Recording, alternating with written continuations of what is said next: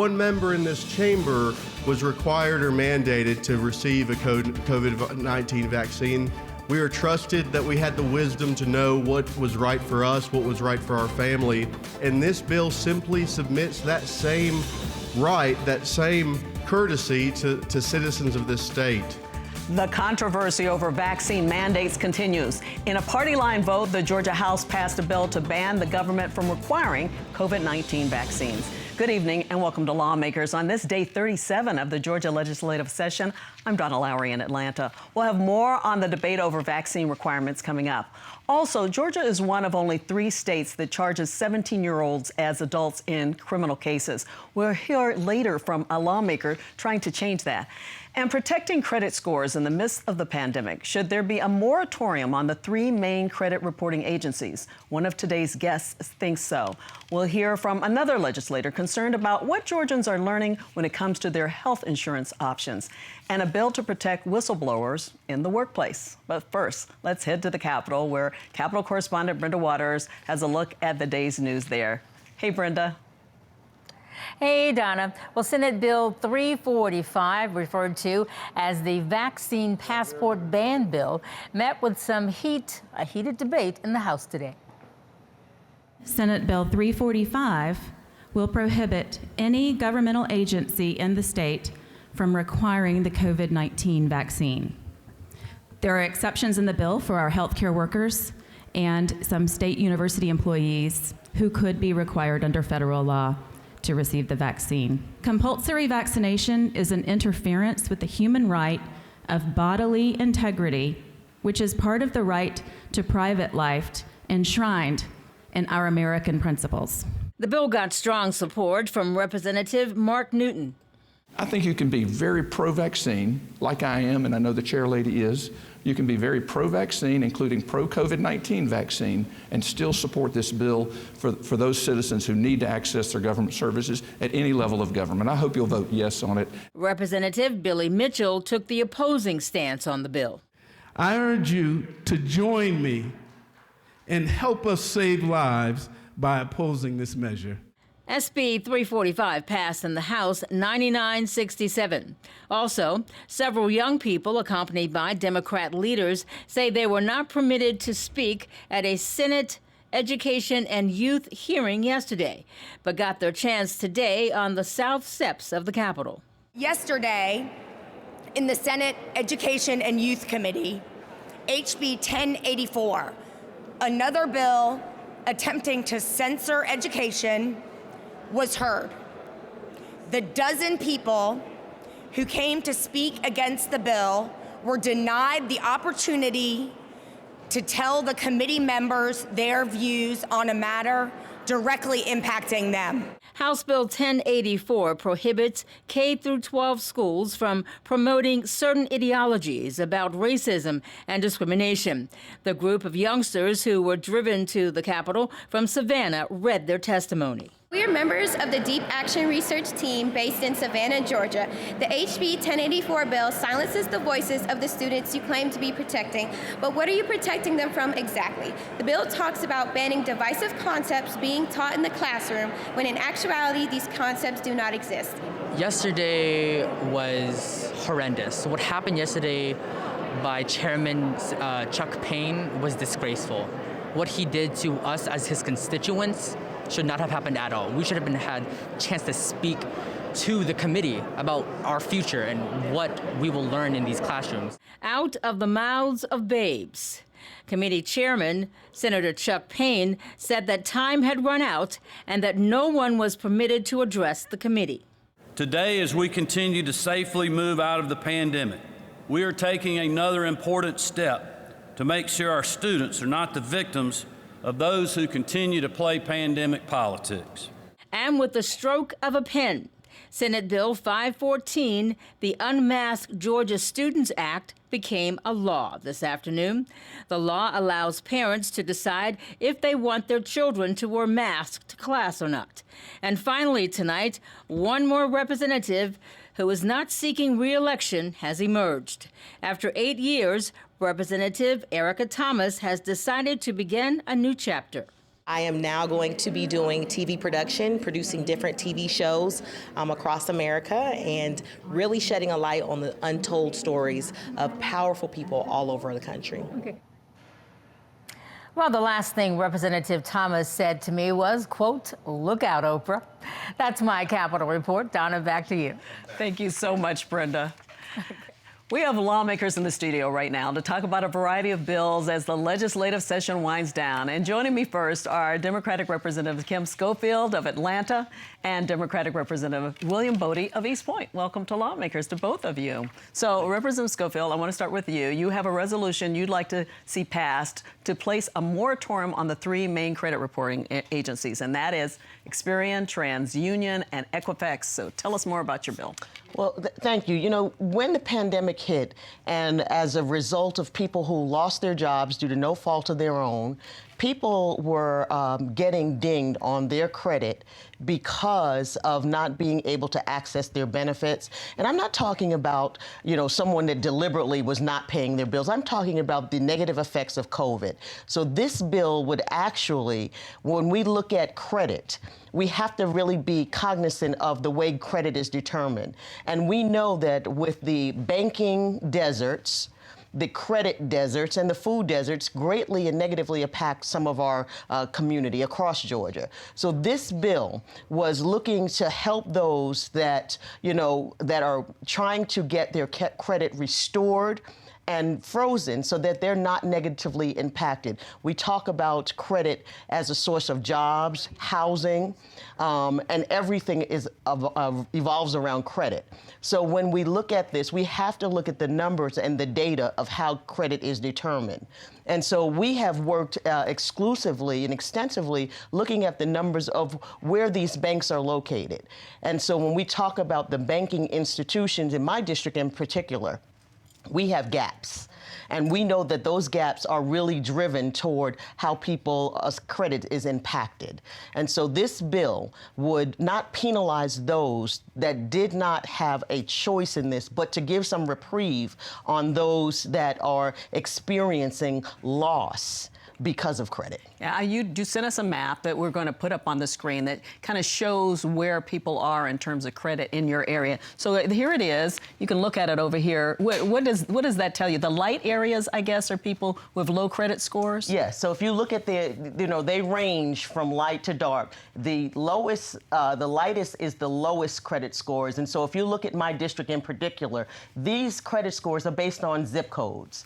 And we know that if we can change the indicators, then we change lives. Because if you look at also where the banks are actually located, this serves as such a barrier for people when you're even trying to address your credit.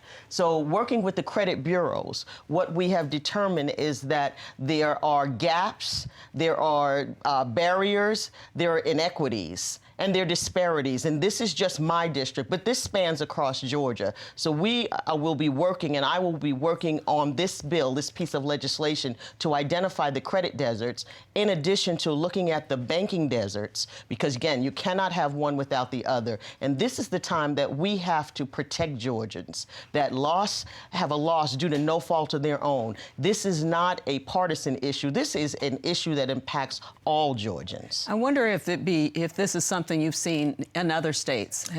Tell us about it. Yeah, so this is something, a piece of legislation, you know, across the country that we've been dealing with on a federal level as well. I mean, states like Tennessee has experienced high volumes of credit barriers. This, again, has to be addressed during the legislative session and beyond, because as we continue to build out Georgia, we have to make sure that we are changing the indicators to change lives. Okay, well, we'll see how that goes with you. I want to switch gears a little bit, get to you, Representative Boddie. You're a sponsor of a bill that passed unanimously out of the House. In a sense, it's kind of a protect the whistleblowers kind of thing. Let's start with what made you want to make it a law and what it's all about.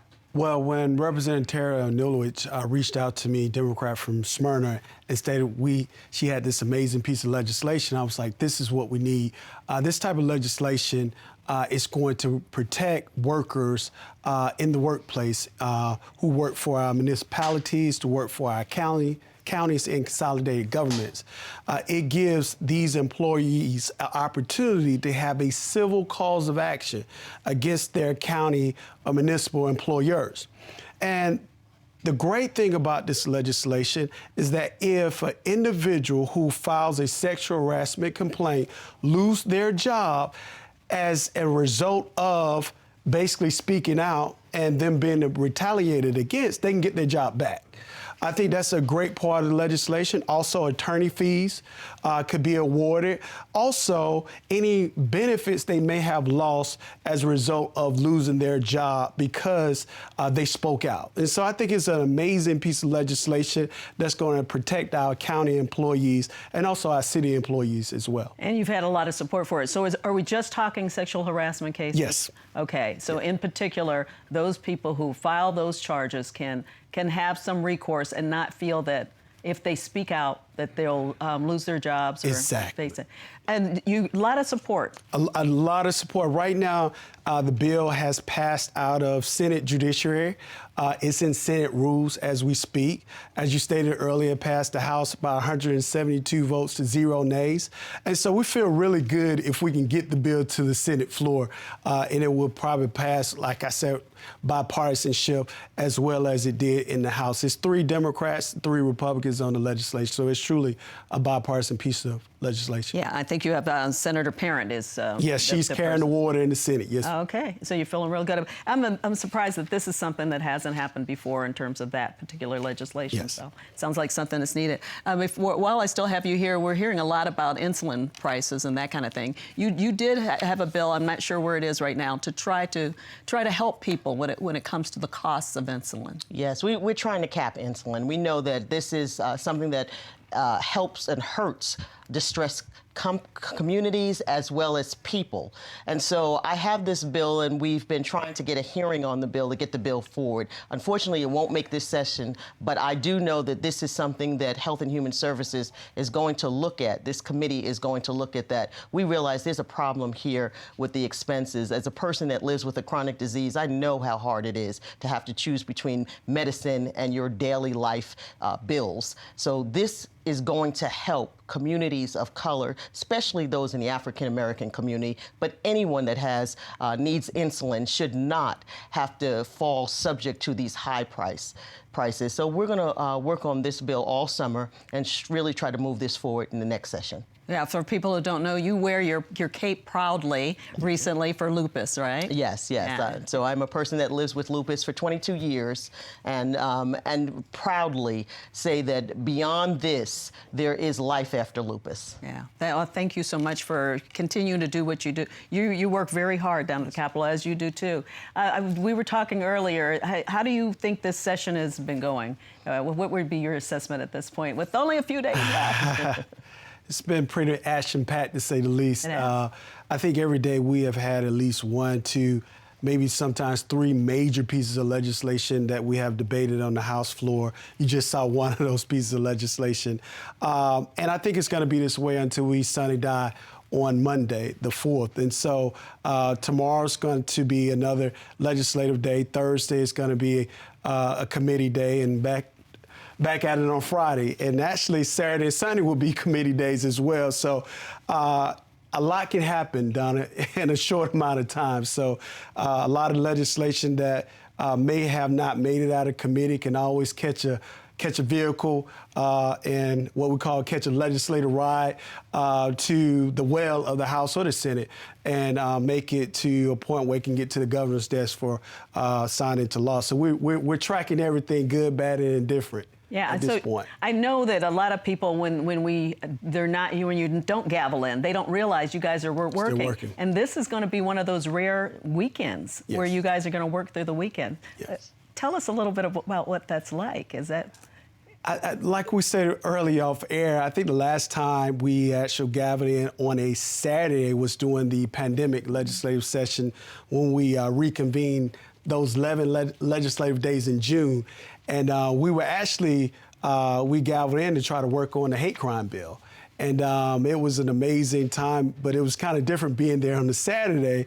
But I would say we were able to get the work of the people done very quickly that day. And we got back to it that Monday. But it's going to be interesting being there. But I know having Saturday and Sunday as an opportunity to have those committee hearings will make sure that we line up for a great legislative farewell on Monday for Sunny Die. Monday should be interesting. It's always fun, and it's fun to cover it too here on Lawmakers. So I hope you guys tune in. Thank you for being here today, both of you. I appreciate it. And good luck on these last few days. Thank you.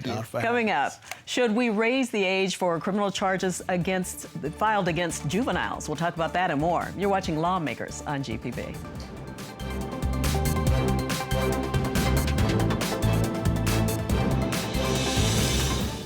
Cigna is a proud partner of Georgia Public Broadcasting and Georgia Lawmakers. Cigna's mission is to improve the health, well-being, and peace of mind of those we serve. More at Cigna.com to learn how you can help support your employees' physical and emotional well-being. Lawmakers is made possible by Georgia Farm Bureau. With over 80 years of helping everyone understand the importance of agriculture in our state. After all, ag is Georgia's #1 industry. Food and fiber production represents over $74 billion in output of Georgia's strong economy. The Georgia Farm Bureau legislative team works to represent producers across Georgia at the state capitol during the session and year-round. Georgia Farm Bureau, the voice of Georgia farmers. Georgia Humanities, connecting people and communities across Georgia to encourage conversation, education, and understanding. Find out more at www.georgiahumanities.org. We are the Southern Environmental Law Center. At SELC, we not only take on the toughest environmental challenges, we win, forcing the removal of more than 250 million tons of toxic coal ash, defeating repeated attempts to bring offshore drilling to our coasts, and securing clean air and water protections for communities across our region. Your most powerful environmental defender is rooted right here in the South.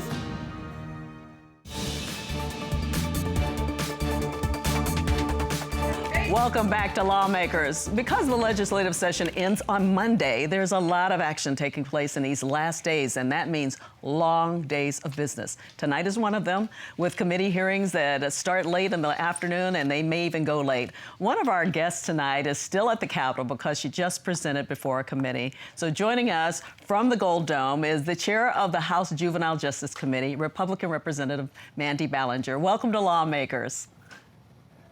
Thank you so much for having me. I appreciate the opportunity. Well, so I also want to, while we're here, introduce who's in the studios, because in the studio is another hardworking lawmaker, one of the governor's floor leaders, Republican Representative Jodi Lott. So welcome to you too. Thank you. Okay, so we're going to do the split thing. And let's start with you, Chair Ballinger. You presented 2 bills this afternoon, so tell us about them. First, let's begin with HB 272, which is the Raise the Age Act, and this applies to juvenile courts. So tell us what that's all about. And I know you've been going for this for quite a few years. Yeah, it's an issue that I and many others have been advocating for many years now, just wanting to adjudicate 17-year-olds in our juvenile court where they belong. They're kids, they're in high school, and they really should be adjudicated in our juvenile courts, and that's where we're trying to get them. The bill that passed today, House Bill 272, was basically the implementation committee of that effort. So myself and the chair of Senate Judiciary are going to chair a committee that will put in place all the framework that we need to actually implement the process of raising the age in the state of Georgia. Talk about why this was so important to you. Georgia is one of, as I understand, just 3 states that doesn't allow juveniles to be put in the position that you want, that's raised the age. That is correct. It is one of the 3 states. Alabama, for example, raised the age 43 years ago. Georgia has just really lagged behind everyone else on this issue, and I just hope we're not the last. That's really what I'm working for, and what I'm gunning towards is trying to adjudicate 17-year-olds where they need to be in juvenile court. And why is that so important as far as you're concerned, that you put them in 17-year-olds in juvenile court? It's where they belong. As science has progressed, we know that the brain the frontal lobe has not fully developed. Kids are unduly influenced by their peers at that age. Kids have very poor impulse control at that age. And all of these factors kind of coalesce into making them more a rehabilitative effort rather than a punitive effort that we see in adult court. Yeah. So today you talked about the next steps, and I know part of it has to do with the money that is involved. Explain this isn't just a matter of passing the law if you get there. There's some other steps involved. Can you talk about those a little bit? Well, basically, there's a population that we're working with, roughly about, the last count was about 6,700 a year, that we're basically going to be moving from our state and superior courts and relocating to our juvenile courts. Now we're going to also have to relocate some resources in order for our juvenile courts to be able to handle that influx of offenders, youthful offenders, into their courts. So we're talking housing, we're talking transportation, and then there has to be the rehabilitation aspect, I would imagine, too. That is true. You know, community-based services are a lot more effective at this age, so they can remain with their peers, they can remain with their friends, but they can still get that rehabilitative services that they need at that age. Much more effective at 17. And so the hearing today went as you expected? It passed unanimously out of the Senate Judiciary Committee, and so we're on to the Senate rules. Hopefully we'll get it out of Senate rules, and then it'll be on to the Senate floor, and then it will come across to the House for an agree. Okay. Well, I'll ask you about your other bill in just a moment. For now, I want to talk back to Floor Leader Jodi Lott, and you have concerns over what you say Georgians are learning when it comes to health insurance options. And so I want you to talk a little bit about that. What are your concerns? I do. Great. Thank you for having me here. I greatly appreciate this opportunity and certainly love watching this. So it helps us keep up with what's going on sometimes. So yeah. I appreciate that. I think one of the big discussions that keeps coming up repeatedly this year in the Georgia General Assembly is there's talk of Georgia and Medicaid expansion is always a conversation.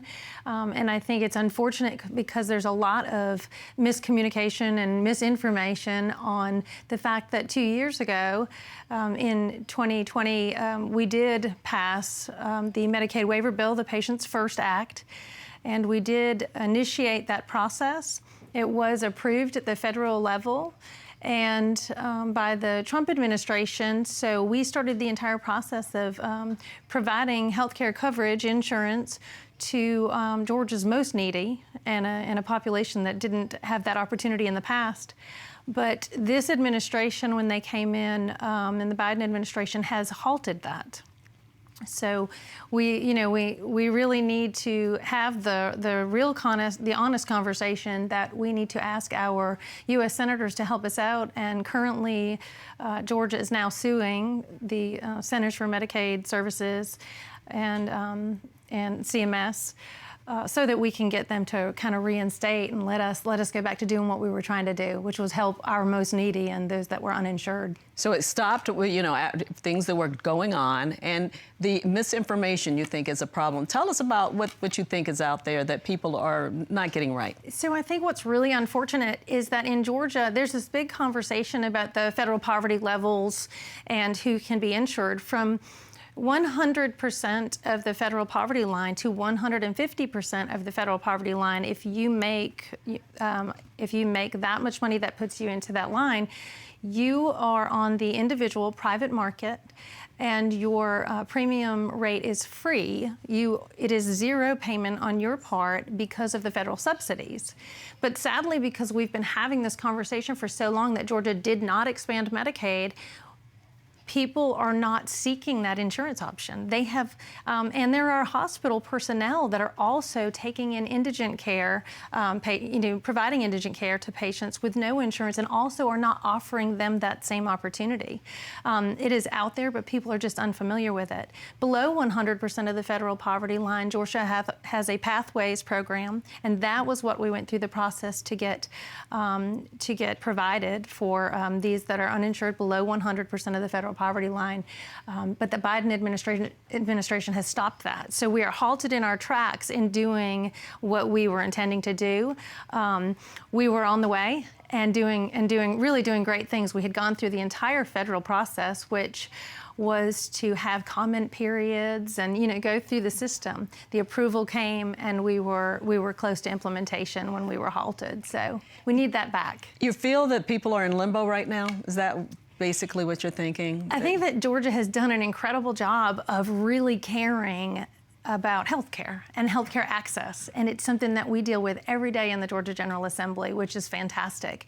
It's important to us. We make little moves along the way. We have just last year, we had increased our Medicaid options for postpartum moms to be on Medicaid for 6 months, and this year it is in the budget to go to 12 months. So we focus all the time on making sure that people have access and that they have insurance availability, and we have done that here in Georgia, but we have this one hurdle, and it is just being stopped here at the federal level, that we are just begging for them to allow us to do what we were attempting to do so that we can insure our folks. Well, we'll have to see what comes up with that, and that won't happen before sine die. So we'll find out what happens. Right. I do want to go back out to Chair Ballinger. I know you work really hard. You have a lot of bills. Is there anything else that any bills that you wanted to have happen this session that you're still hoping will come through, maybe even in these next few days? Well, I did have another bill that was on the agenda for Senate Judiciary this afternoon that actually got taken off the agenda. That was very unfortunate. It would have provided a boost to our juvenile court judges. As we have rewritten the juvenile code, we've put more and more emphasis on our juvenile courts. We've put more and more responsibility on the backs of our judges. And unfortunately, the financial compensation for them has been very stagnant over the last few years. So there was a bill that would have allowed for those juvenile court judges that are doing alternative sentencing courts to receive a bump, to receive a little bump in pay. Much like our superior courts, they get an addendum or an extra bump in pay if they're doing an alternative court. I wanted to mimic that in the juvenile court, but unfortunately that was removed from the agenda kind of this afternoon, almost at the last minute. So that was a bit of a surprise. I'm sad that it didn't go anywhere. I filed it last year, but we'll keep working on it and we'll keep efforting it. Okay, well, I want to thank you so much for at least taking the time to come to talk with us, and good luck with you with the other bill. And who knows what can happen in these next few days, huh? Thanks so much for being with us. Thank you so much. I appreciate it. Thank you. So I asked Representative Boddie about these last few days. What are you thinking as we can just, Monday, is that it? I know. I think that's right. We have just this week to go. And as he said on the show earlier, we are working through the weekend. So we're going to make sure that we get some committee hearings and get some extra bills to be heard. There's a lot of great things going on in Georgia. I think what people really need to know is that the vast majority of what we do in the Georgia General Assembly is bipartisan. We don't have the aisle. We sit side by side. We work together in committees. We perfect legislation as best we can as a team.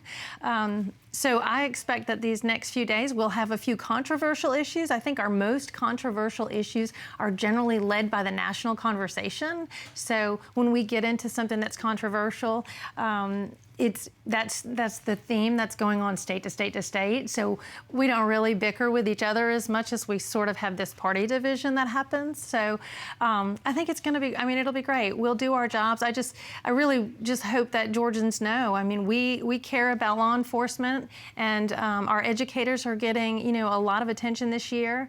Healthcare gets a lot of attention every year and has. Mental health is our big bill. You mentioned that earlier. Yeah. And we're stepping up in Georgia to take care of our citizens, and we're doing it together. So it's great. It looks like tomorrow we might even find out. I heard late that there's something on the mental health bill that there might be an agreement. So we'll wait to see about that. Thanks so much for coming on the show. Thank you for having me. This is great. Absolutely. And thank you for joining us tonight for Lawmakers. You can join the conversation on Facebook and Twitter at GPB News using the hashtag GPB Lawmakers. Also, don't forget to tune in tomorrow at 9 a.m. on your GPB station for Political Rewind, hosted by Bill Nigut. Join us tomorrow for Legislative Day 38. Have a good evening.